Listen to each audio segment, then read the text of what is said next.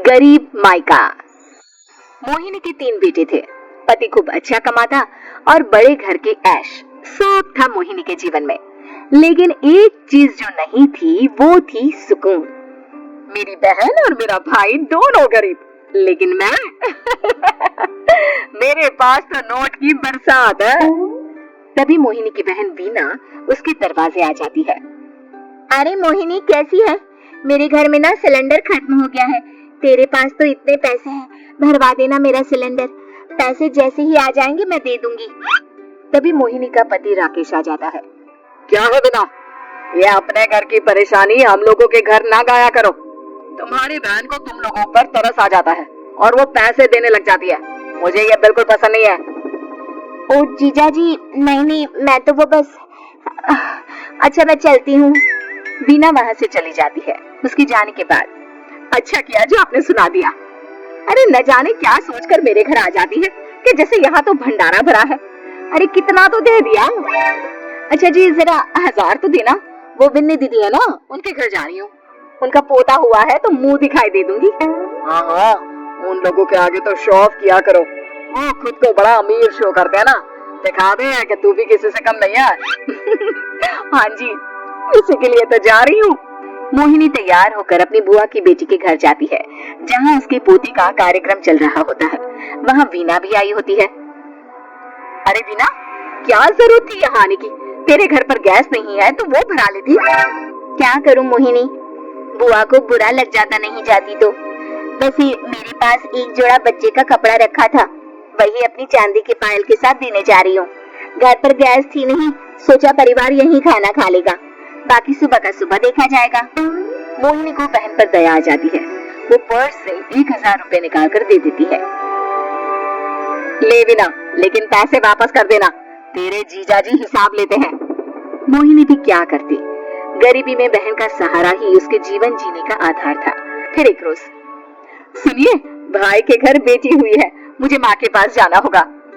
अरे उस घर में ना कूलर है ना एसी, कैसे रहोगी तुम? हाँ, वही सोच रही हूँ कि अकेली जाऊं, बच्चों को साथ ना ले जाऊं। चली जाओ, लेकिन ये जो तुम अपने गरीब परिवार से मिलने चली जाती हो ना, मुझे बिल्कुल अच्छा नहीं लगता। पता नहीं मैं भी कैसे मैनेज करती हूँ, लेकिन क्या करूँ। मोहिनी भाई भाभी के घर आती है।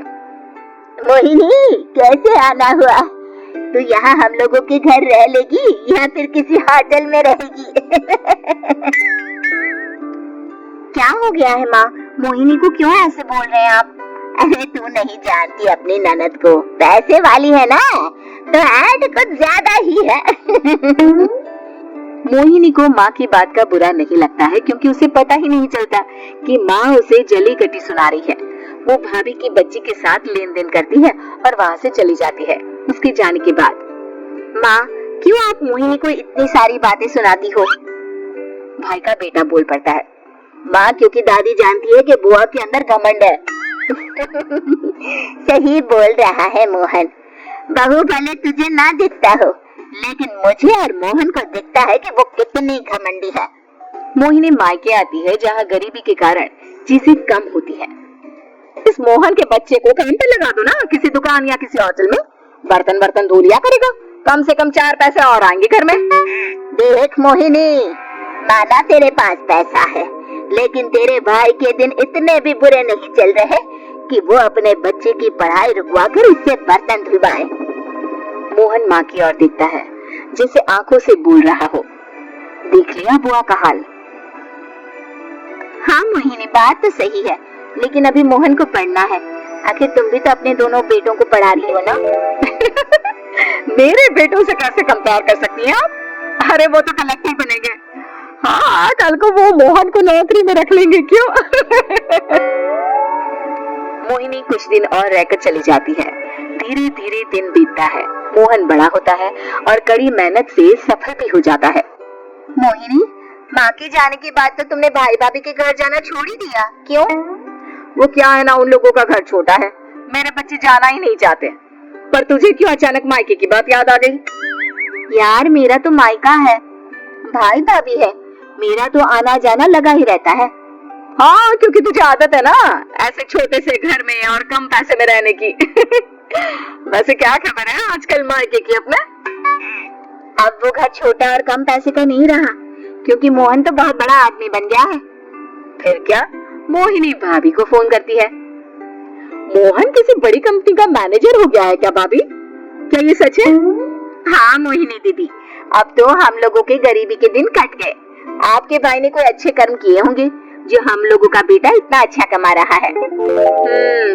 देख लो भाभी, पहले भी आपने कई गलतियां की थी, आप थोड़ा संभल कर चलना। भाभी को मोहिनी की बात समझ में नहीं आती कि वो क्या कहना चाहती है। फिर एक दिन बीना मोहिनी से कहती है, मोहिनी, हमारा भतीजा मोहन अच्छा कमा रहा है, क्यों ना मैं अपने बेटे की नौकरी के लिए उससे बात करूं? अरे बुआ का बेटा है, ये सोचकर मदद तो करेगा ना? हाँ हाँ, क्यों नहीं करेगा, उसके बुरे दिन में तो हम भी खड़े थे। मोहन को वीना फोन करती है और अपने बेटे की मदद करने की बात करती है। हाँ हाँ बुआ, क्यों नहीं, आप सिद्धार्थ को भेज दे, मैं अपने ही कंपनी में उसकी नौकरी करवा देता हूँ। दिन बीतते हैं, अब वीना के हालात भी अच्छे हो जाते हैं। क्या बात है वीना, तूने भी कार ले ली, वो भी इतनी अच्छी? हाँ मोहिनी, अपने भतीजे के कारण तो हम लोगों के दिन अच्छे हो गए। उसने सिद्धार्थ की नौकरी लगवा दी है, वो भी शानदार। ठीक है, लेकिन पैसे ख्याल से खर्च करना। तो क्या है ना, पैसे आने आसान है लेकिन संभालने मुश्किल। मोहिनी घर पर अपने पति से बात करती है। देखो ना, सबके पास पैसे हैं, एक वक्त था जब मैं ही अमीर हुआ करती थी। लगता है कि ज्यादा दिन नहीं रह पाओगी, मेरी नौकरी को कुछ साल ही बचे हैं और तुम्हारे दोनों लड़के निकम्मे हैं। उन लोगों को बोलो ना कि नौकरी करें। तभी वहाँ मोहिनी के बेटे भी आ जाते हैं। अरे हमें क्या मोहन समझा है जो दिन रात गधे की तरह काम करते रहे? खैर, दिन फिरते हैं और मोहिनी के पति की नौकरी भी खत्म हो जाती है। मोहिनी क्या करे, थोड़े से पैसे में गुजारा नहीं हो रहा है, तो क्या करे, मेरी समझ में कुछ नहीं आ रहा। मोहन को बोलो ना कि वो इन दोनों के लिए नौकरी देखे, जैसे सिद्धार्थ के लिए नौकरी देखी है। मोहिनी क्या कहती, उसे अपने वो दिन याद आ जाते हैं जब उसने भाभी से मोहन को नौकर बनने की सलाह दी थी। क्या हो गया, क्या सोच रही हो मोहिनी? यही कि वक्त कभी भी किसी का भी पलट सकता है, ऊपर वाले से डर कर रहना चाहिए।